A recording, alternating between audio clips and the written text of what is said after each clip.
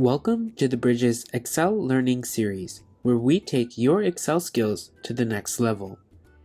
In this video, we will look at how to use the vertical lookup functions to quickly find and return values. When using large sets of data, finding information can be difficult. VLOOKUP is the function that allows data to be retrieved from neighboring vertical cells. When using a data set that relies on column headers, we will typically use VLOOKUP.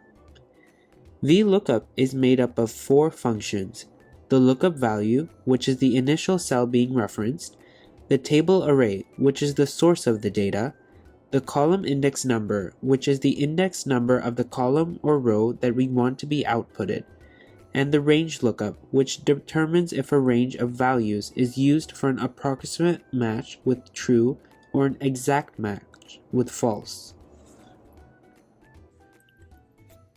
In our sample data set, if we wanted to search for a year and have the population for that specific year to be returned, we could use the VLOOKUP function.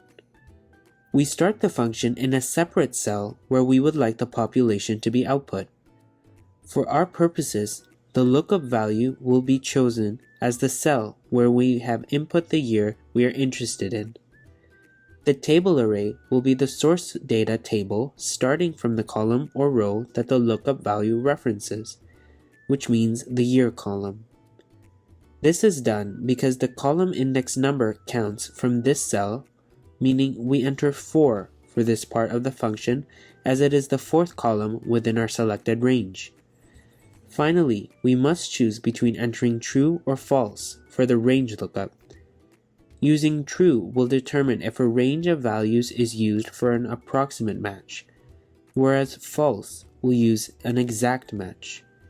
Generally, we want to use the false for an exact match, as an approximate match can often return unwanted results. Now, when we enter 2005 into the year cell, the total population is returned. Check out our website for more presentations.